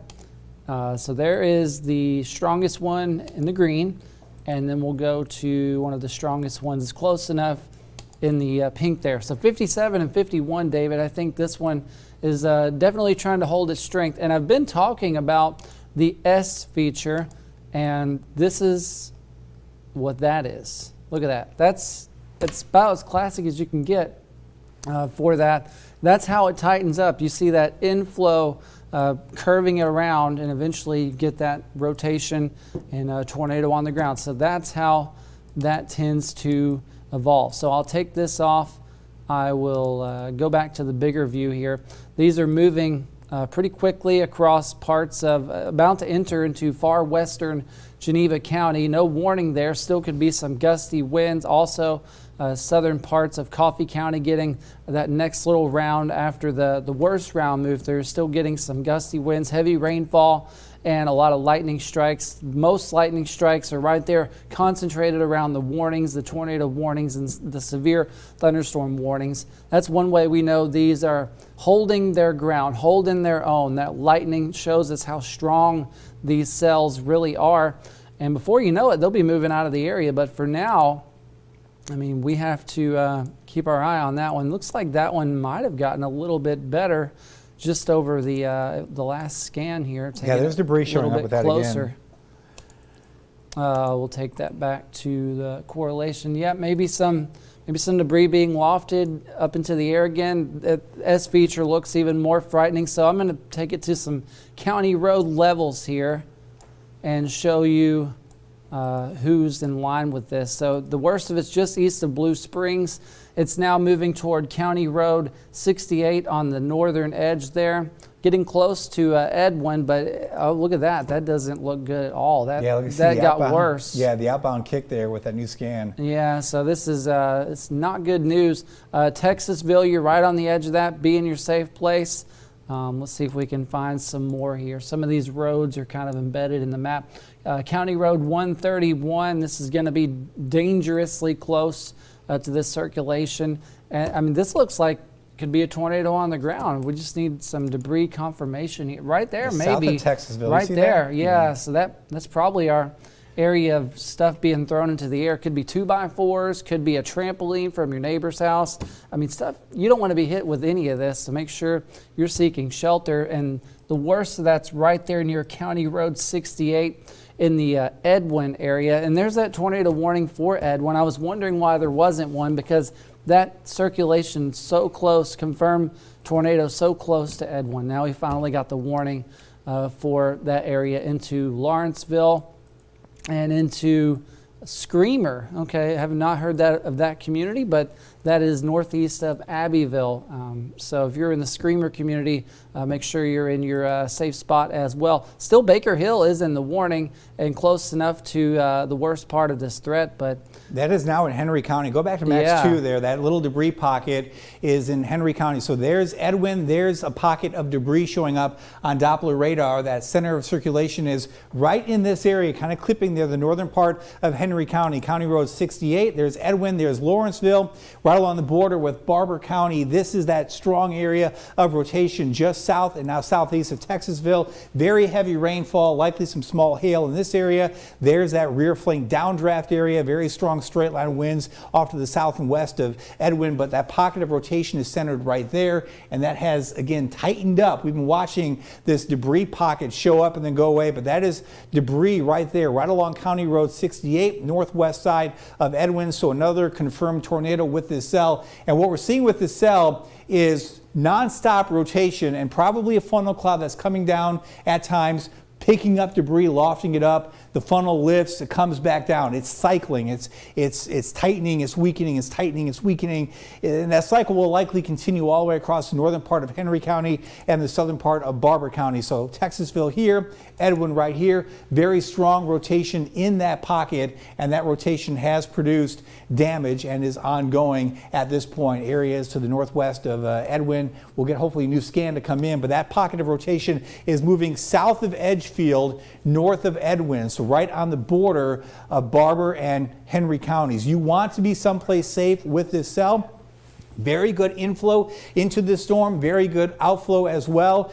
It's in perfect balance, very good balance for sure. And there's no reason for this rotation not to maintain its strength all the way through Barber and Henry counties. The atmosphere is very supportive for this cell in particular today. Heavy rainfall, some hail into Barber County, a very strong circulation here, and that circulation at times tightens up, puts down a tornado. It's been producing at times for a long time now, at least an hour, and a very strong straight line wind threat as well south of that pocket of rotation in the Edwin area right now. There's the big view of this cell. Most of Barber County is seeing some heavy rainfall between Clayton and Eufaula, and then the northern part here of Henry County is seeing that rotation center and the straight line wind threat as well. And those tornado warnings cover the northern part of Henry County into the southern part of Barber County. Zach, are you seeing any more reports from earlier in Coffee County or Dale County of the damage from the cell? I got a report, not confirmed, but 1 mile west of Ayrton, trees down road 123 north of toward 231, and it looks like some official or somebody that sent the report spotted a tornado, and they're trying to clear roadways now. Power lines are still down. That's 1 mile west of Ayrton, and I think that would fit the bill because, yep. I mean, this thing has been screaming through there with these winds at tight couplet. I'm not surprised by it at all. Well, we had the straight line winds for sure come on through Ayrton. Wasn't showing that debris signature at that point in Ayrton, but it has at times in Barber County. It is now in now Henry County. Let me go back to that debris tracker. So this little pocket right here, that little pocket is actually still debris showing up on Doppler radar north and to the east now of Edwin, Barber County, Henry County. There's the pocket of some debris still being shown on Doppler radar. Doesn't necessarily mean it's occurring at this point. Sometimes there's a bit of a lag where the debris goes up into the atmosphere and the rotation has weakened, but that debris is still lofted up there and hangs up in the sky for a while. But very strong winds, very strong outbound winds here, pretty good inbound winds also. These are the pure winds in the atmosphere here from the Doppler radar site in Echo down to the south and southwest of this location. So these winds here, put some pixels on there. These are outbound winds blowing from southwest to northeast. What do we have here, Zach? Probably over 90 miles per hour, 80 miles per hour. I can throw some pixels up there. Let's see what we have here. North of Edwin, so this is the area of most concern now, 76 outbound. This is the northern, northwestern part of Henry County. You want to be someplace safe anywhere here in this tornado polygon area across the northern part of Henry County into Barber County, because this area of rotation will continue to move off to the northeast, east-northeast at about 50, even 60 miles per hour at times. A very distinct area of rotation, and there it is moving eastward with that new scan coming in.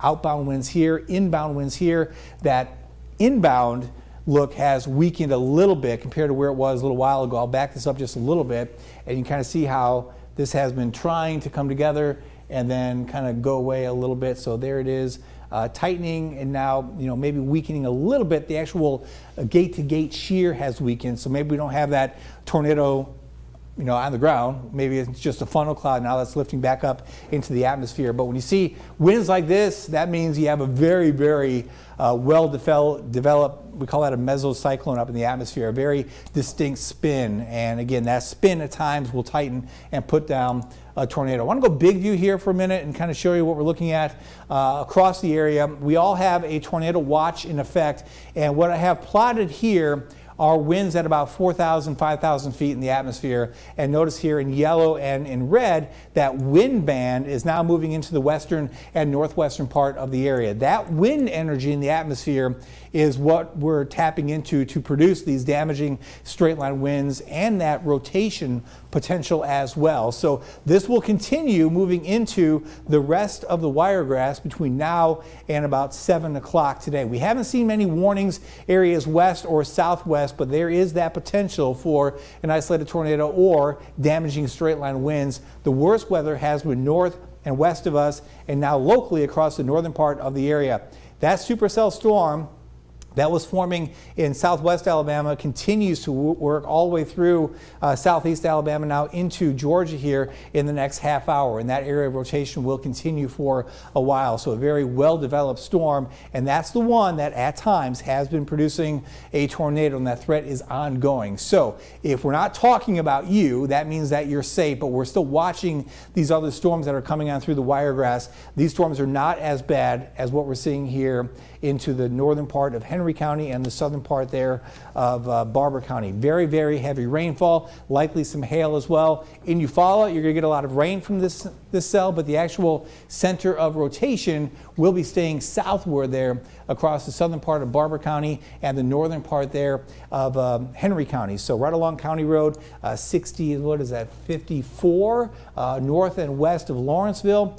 Broader rotation now. This has not tightened back up to indicate that we have a tornado warning or a tornado for sure. Well, we have that tornado warning for good reason, because that area of rotation continues working off to the east and northeast. I want to give a little update here. We've got a newscast coming up at 4 o'clock, and we will go, the way it looks now, into that newscast as scheduled and continue to give you weather updates as we go through the newscast. We will continue monitoring this, and we will let you know when we see this circulation tighten up again that we have confirmation of a tornado. We have a lot of wind energy with this particular cell, and again, this is not going to go away anytime soon. The southern part of Barber County, the northern part of Henry County, if you have not been hit yet by this storm, you will be hit by this storm with gusty winds, heavy rainfall, and maybe a tornado at times as it comes on through this border area. So Highway 431, if you know anyone on the road between Eufaula and Abbeville, give them a call and make sure they know that, hey, you want to stay away from that area of 431 until this cell passes. You don't want to be meeting up with a potential tornado on 431. So have them hang out in Eufaula, have them hang out somewhere in Abbeville, but just try to avoid travel in this area with this tornado warning in effect here until this cell passes. Very, very strong winds indicated by Doppler radar. A very impressive inflow notch still evident right in through here, and these winds here are outbound winds that are coming in basically from the west, likely in excess of 50 to 60 miles per hour. And there's that pocket of rotation here right along the border of Barber and Henry counties, right along 431 at this point. Treat this as a confirmed tornado, even though it's not necessarily producing debris nonstop, producing a tornado nonstop. It has at times. And if we go back a little bit, you can kind of see right there, that was debris. I'll go forward here, that's debris, and that's debris right there. And then that looks like still some debris at this point, somewhere right along 431. And it looks like, I'm going to zoom in here on this just a little bit more, but it looks like there's still some debris showing up right along 431. I'll go from, so this pocket is what I'm looking at here. There's 431.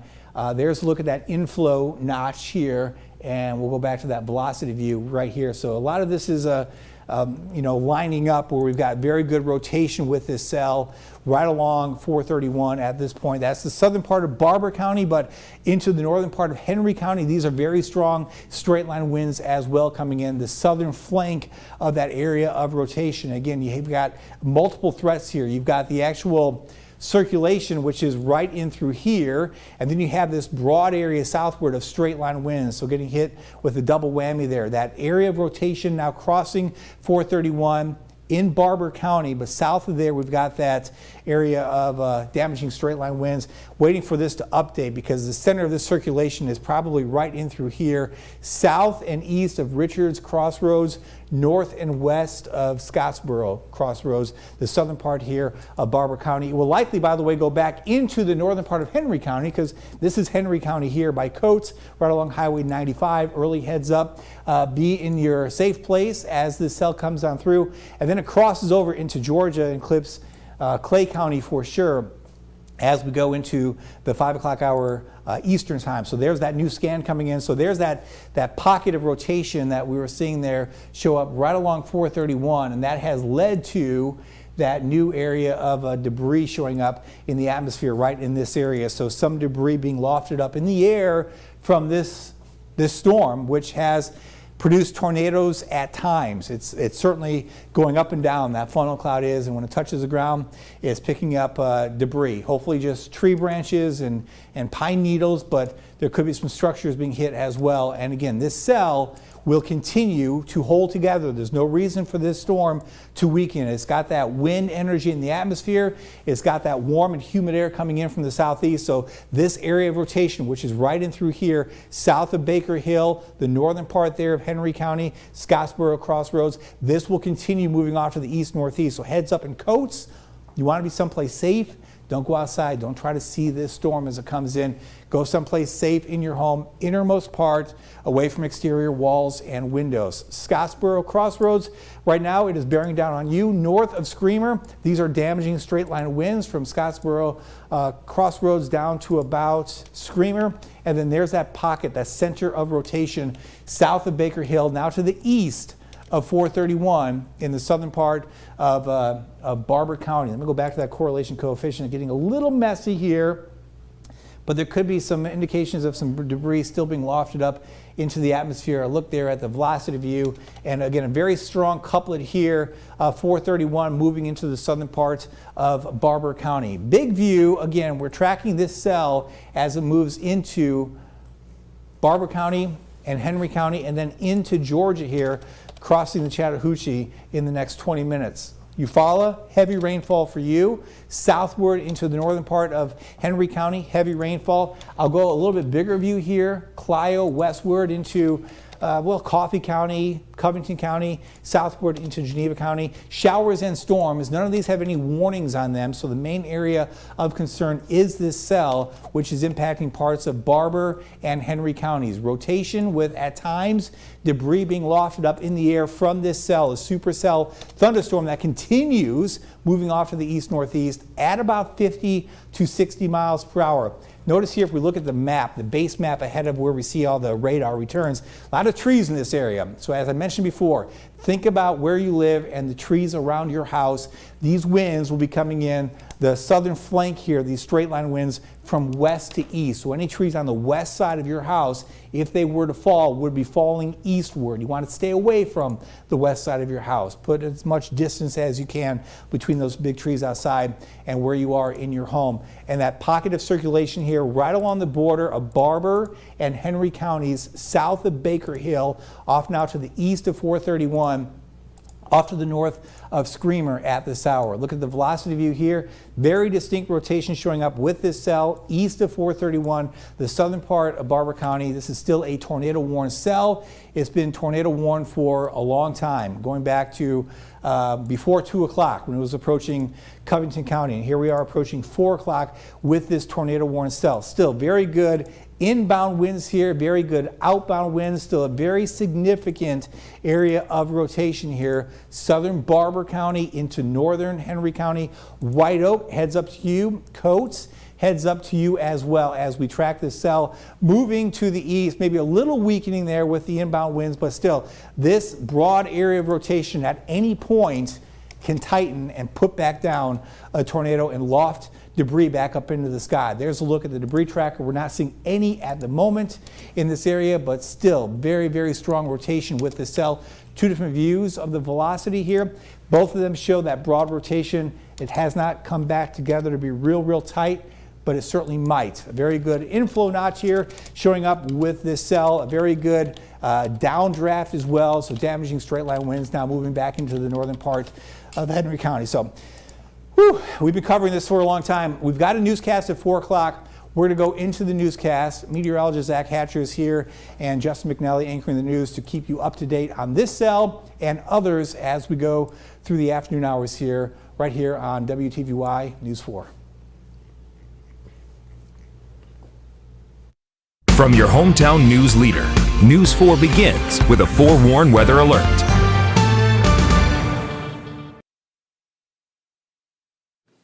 Welcome into News 4 at 4. I'm Justin McNally. An active weather day across our area and here in the state on this Thursday. As you just heard David talk about, a number of tornado warnings have stretched across the state all day long. We're going to send things over now to meteorologist Zach Hatcher. He's over in the Weather Center. He's been tracking these storms all afternoon with David. Zach, just first off, how are things currently right now in the Wiregrass? Well, Justin, we've had quite a mess on our hands with these severe storms throughout the last couple hours here. It's really evolved into quite a volatile system. We had at least one point, maybe two areas of debris being lofted into the air, a couple of tornado warnings already. And this line, look at this, just a ton of lightning within this here, moving toward the north and east over the next little bit here, east-northeast. And not actually getting this to work. There it is. All right, so kind of zooming in closer here to this tornado warning in northern Henry County and far southeastern Barber County, including right there on the line of Baker Hill. So this circulation is just east-southeast of Baker Hill. That's that tight couplet moving toward the east-northeast, getting pretty close there to the lake around Eufaula. At one point, we've been watching this. There was debris being lofted into the air. This was really strong with some good rotation as it went through Ayrton. A lot of trees were thrown into various roads around the Ayrton area, roads being blocked. So these are producing damage. They need to be taken seriously. At some points, this could be a life-threatening situation, but take this serious as if it's a confirmed tornado on the ground. Got 2 tornado warnings to try to cover some of the area there, but this will be moving out of our way here shortly. These are moving 50 to 60 miles per hour ground speed, so they are zipping through here, Justin. But right now, I think this is the only one of concern. We've had some other areas of some gusty to damaging winds, but this one right here is the main game in town right now, if I could put it that way. Yeah, we've been keeping up with you guys upstairs. You and Chief Meteorologist David Paul have been doing a fantastic job keeping everyone informed. And it's been an active weather day so far, Zach. Threat's not over with just yet. I know you guys will do your best to keep us updated throughout the rest of the afternoon. Yeah, we'll stay on it. All right, Zach, thanks so much.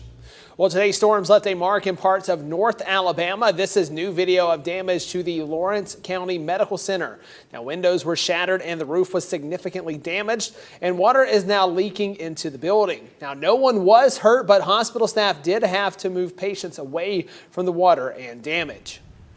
Also in North Alabama, damage reports coming in from the Decatur area. That's in Morgan County. You can see the damage behind the buildings there. The same line of storms that left that damage has been impacting central Alabama. Governor Kay Ivey announced today $40 million is being awarded to various road and bridge projects in Alabama. The funding is made available through the Alabama Transportation Rehabilitation and Improvement Program. The city of Dothan will be receiving more than $3 million towards intersection improvements like US 84 and John D. Odom Road, including additional east and westbound left turn lanes and through lanes. Well, a new study has found that Alabama hospitals are in danger due to a nationwide nursing shortage. The Alabama Nurses Association says the shortage grew worse during the pandemic, and a recent study by Wallet Hub finds Alabama nurses are among the most dissatisfied. The state is ranked 49th for bad working conditions and access to proper equipment. From patients to lawmakers, experts say it's going to take everyone to fix this problem. It's not something that nurses or associations like ours can correct alone either. The public has to say, listen, we don't want to rank so low in the country. We think this is an important issue. The Alabama Nurses Association says the state needs to hire 200,000 nurses for every year, I should say, for the next 3 years at a minimum to replace the nurses who have retired over the last few years. Well, new this afternoon, 2 big New York City hospitals have now reached a tentative agreement with the New York State Nurses Association.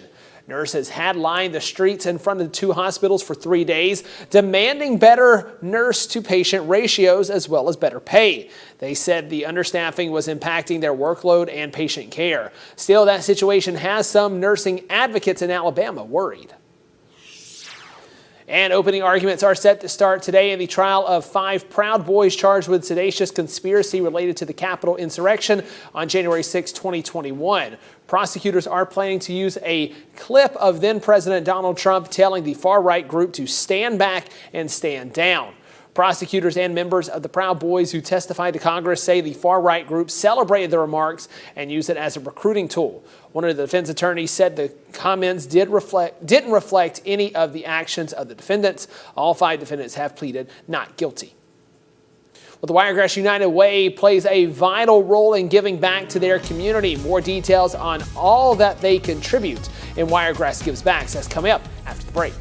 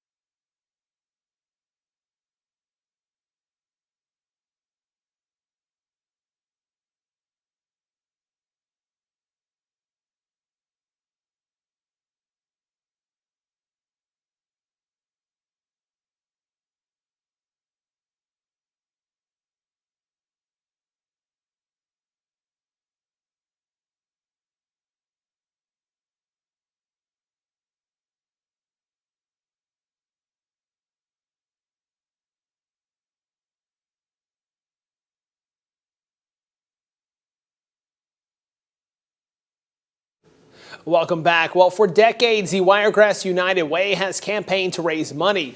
Those dollars empower organizations who help hundreds of thousands of people in need right here in our area. News 4's Kinsley Centers tells us how they give back and the vital role they provide to the community.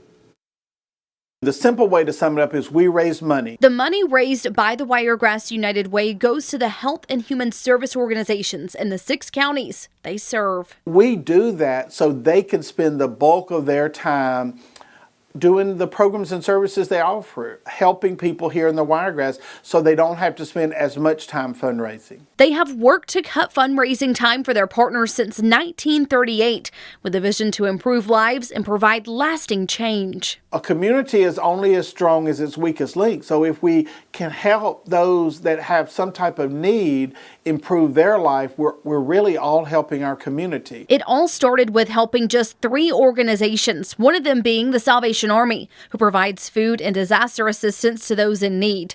Today, WUW partners with over 30 groups chosen based on merit by the people in the Wiregrass. CEO Walter Hill says their campaigning is vital to helping their partners. It costs money to run any business, and nonprofit organizations are businesses. They don't cover 100% of the organization's budget, but they can help each group accomplish their goals. There are agencies that give food, they give clothing, they provide shelter, they provide free counseling. So they're giving something, but what they really do is giving them a hand up. We like to use the phrase, it's a hand up, not a hand out. It's a collective effort that doesn't work without community. We cannot do what we do without the community members that step up and kind of hold our hands and join together and really impact our community. Josie Shepard is a part of WUW's staff of 6. I literally get to wake up and work with some of the best volunteers, the most generous people in the Wiregrass, and also that every day the things that I'm doing have a purpose. She says the support they receive year to year from donors does not go unnoticed. Whenever people step up and help us, that just multiplies our impact and gets to help more people in the Wiregrass. Along with individuals, they work with over 300 businesses each year to raise campaign funds. If you share a part of your hard-earned money, we are going to be accountable for every dollar we raise. And we have a lot of processes in place to make sure we can do that. 2022 brought success to this nonprofit. They surpassed their campaign goal and raised over $2.7 million amidst financial challenges seen across the nation. It's been a great year coming off of COVID and kind of the hardships that we've faced and the challenges that we've faced. This year was a much easier year fundraising, and it's because people are really seeing the needs in the community and stepping up to help us, and we appreciate it. In Dothan, highlighting those who give back to the Wiregrass. I'm Kinsley Centers, your hometown news leader. Now, Hill says 2023 is looking good for the Wiregrass United Way. The campaign kickoff date is already set, and soon they will be recruiting volunteers, and their leadership team is set to meet in April to set their yearly campaign goal. Now, if you would like to help them achieve their goal, you can view their contact information in this story. That's over on our website, WTVY.com. And now, from the Forewarn Weather Center, meteorologist Zach Hatcher. Well, these temperatures are quite warm, and the storms are feeding off of this energy, a lot of moisture. Also, we're at 73 Dothan, 75 Mariana, and 75 Donaldsonville, 65 in Eufaula, a little bit cooler around the lake there in Eufaula. That storm packing a punch. Temperatures west of here in the low 70s, but we are looking at much colder air coming in down the pipe here with this front that's going to be kicking through this evening, bringing temperatures down significantly for Friday morning, and we're going to see them struggle through the day tomorrow. So if you're looking for another warm day, you're going to have to wait a little while on that. The coldest air settling in for Saturday morning. Here's Doppler radar. It is very active. Showers, storms, some of them severe. We've had some areas of this, some bowing segments where winds surge out ahead of that line, and they've been very high. We've had at least 60 to 70 mile per hour winds in spots. They've put down a lot of trees in the Ayrton area on certain roads out there. There's been roads blocked, a power outage in the Ayrton area. Around 700 customers at least reported out here.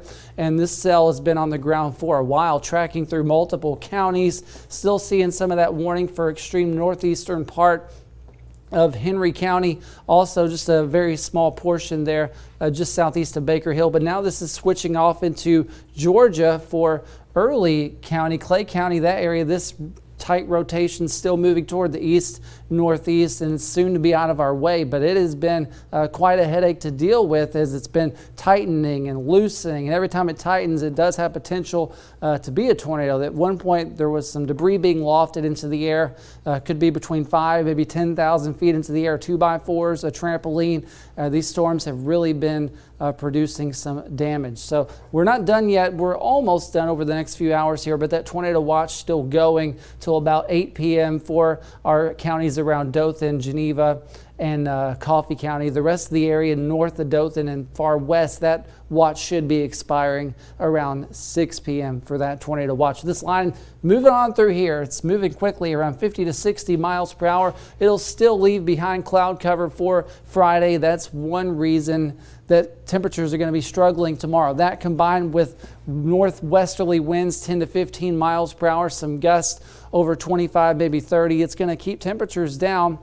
Of course, this map has shifted, but that enhanced risk still covers us for the next couple hours here on that Storm Prediction Center outlook. So the severe weather threat's not done just yet. We still have the potential for a few isolated tornadoes. I think we already had one, and then that threat for damaging wind gusts probably needs to be shifted a little bit more toward the moderate, because we've already had a lot of damage reports come in, even some hail. There's been at least one spot where I saw some hail come in here from that extreme temperature decline as you go up into the atmosphere. The hail feeds off that, but Futurecast shows these clouds sticking around through tonight, maybe a brief clearing, allowing them to drop the temperatures into the low to middle 40s. Only upper 40s to maybe low 50s for highs tomorrow. Not seeing any warmth for our Friday, so have that coat handy, bundle up tomorrow, especially with that wind going. Then Saturday, temperatures in the middle 50s, a lot of sunshine, so big changes at least on the way. Small craft advisory in effect through Saturday morning, a red flag. Could be more double red flag, but 44 tonight, storms early 50 tomorrow, 49, 50 somewhere around there, 54 on Saturday, 60 on Sunday, back to the middle 70s Tuesday, Wednesday, and Thursday. A pretty good storm chance coming in on next Thursday, Justin. Yeah, definitely something to keep an eye on, but for today still, I know you guys still have your eyes set on some more potential weather making its way through this afternoon. What's the setup maybe looking like for that when making its way back in our area? Yeah, so that line's still going through parts of Geneva County. We're still going to see some effects from the heavy rainfall. Could still be a brief tornado anywhere in the Wiregrass, but especially that's shifting further eastward as we go through time. Well, I know you and David will keep an eye on everything and break into coverage if we need anything like that on air and online. We sure will. All right, thanks so much. Well, the combination of winter weather and cold and flu season is wreaking havoc on blood supplies across the U.S. In today's Health Minute, Mandy Gaither has more on how you can help stop a potential shortage in honor of National Blood Donor Month. Every time the temperature dips, so does the number of people who donate blood, but the need remains the same. We have already experienced widespread cancellations of blood drives because of the recent winter weather. Dr. Bialaski with the American Red Cross says without those blood drives, they've lost the chance to get more than 10,000 units of blood. Still, 1 out of every 7 hospitalized patients will need a transfusion. It really crosses the spectrum of every type of patient population who are absolutely dependent on blood and platelet transfusions for survival. To avoid a blood shortage, the Red Cross is urging those who are eligible to roll up their sleeves. We are always in need of O negative, which is the universal blood type, and O positive, which is nearly universal. We absolutely will welcome anybody who can come in to donate. Even if you've recently gotten vaccinated, Lasky says there's no waiting period. You can donate anytime as long as you're healthy and feeling well. About 40% of the population is eligible to donate, and only 3% do. So we're really asking people to come out, make an appointment to donate so that we can keep the supply strong. For Health Minute, I'm Mandy Gaither. Well, anyone interested in donating can make an appointment online at redcrossblood.org on the Red Cross app, or you can call 1-800-RED-CROSS. Well, the cancer death rate in the U.S. has dropped 33% in the past 30 years. That's according to a new report from the American Cancer Society. It cites advances in treatment, early detection, and a decrease in smoking as reasons for the lower death rate. The report says roughly 3.8 million deaths were prevented. Experts also say HPV vaccination is connected to the reduction in cancer cases and deaths. HPV, or human papillomavirus, can cause cervical and other cancers. Stay with us. We'll be right back here on News 4 at 4.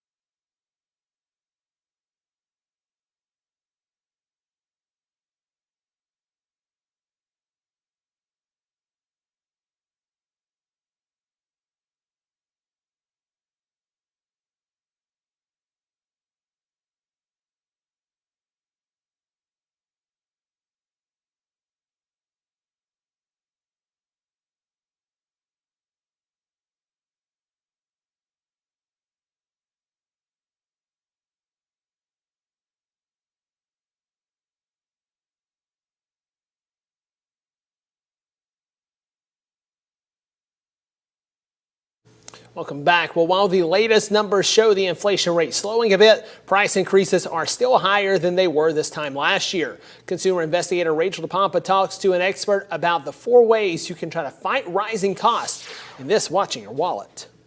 If tackling higher prices is your goal this year, there are a few ways to minimize the impact and not spend as much. Denitha Doe, the creator of the website Money and Mimosas, has 4 steps to keeping prices in check. And she is someone who believes in being financially responsible, also while not giving up the fun in life. She says step 1 is called mindful spending. If you're someone that, say, loves to shop and buy clothes, instead of buying new clothes, you can go to sites like The Real Real or Le Tote, which are resale sites, and do your shopping there. You can still be fashionable, but also save some money on your shopping. She says the second step is to figure out how to get your money to work for you. Invest in yourself. Maybe it's enrolling in a personal finance course or signing up for classes so you can eventually make more money at work. The third step is optimizing your savings account. She says at most traditional big banks, the interest rate is around 0.06%. Say you have $5,000 in your account. In 5 years, you would have earned $3 on that savings. Whereas if you put it in a high yield savings account, say at a bank like Ally or Lending Club, that interest rate is closer to 2%. And finally, Denitha Doe says find a way to earn more money. Get a side hustle where you can earn a little more income. Maybe it's renting out a room in your home, renting out your car, becoming an online coach, tutoring. Find a way to boost your income. With this, Watching Your Wallet, I'm Rachel DePompa.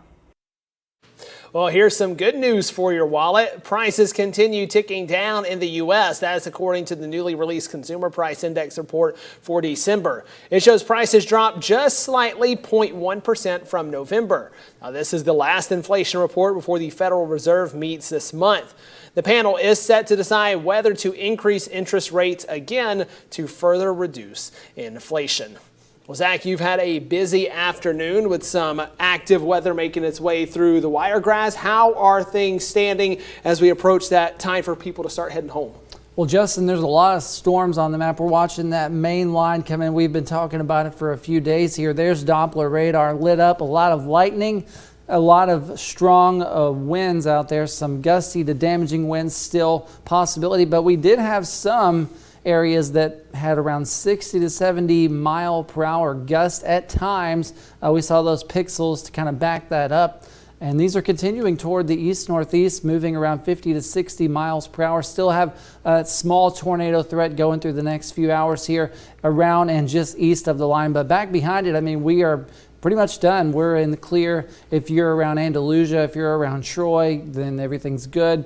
Around the Destin area, Okaloosa County, probably not much to worry about. We're still looking into those Georgia counties and maybe here in Houston County. We're about to get some heavy rainfall moving into the Dothan area over the next little bit. So you're going to hear that thunder, see some lightning, and that's the main line coming through our area. 44 tonight, winds gusting over 25 miles per hour, sustained 10 to 15, maybe even 20 miles per hour at times tomorrow. That's going to keep the temperature down to around 48 to 50 in most places. Normal high would be about 61, so well below average. Then trying to warm up by Sunday. 54 on Saturday, 60 on Sunday after waking up with freezing or just below freezing temperatures scattered everywhere on Sunday morning. 38 Monday morning, middle 60s for highs. But no worries, we return back to the 70s Tuesday, Wednesday, and Thursday.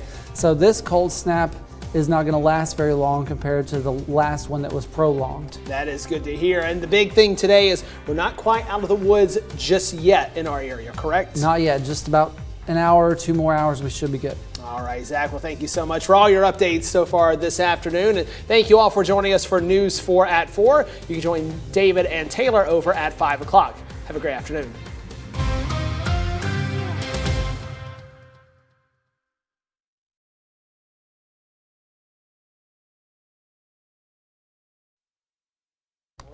Maybe 30 minutes early. Mic check, 1, 2, 3. Mic check, mic check, mic check. Give me about a minute. I got to update these graphics real quick.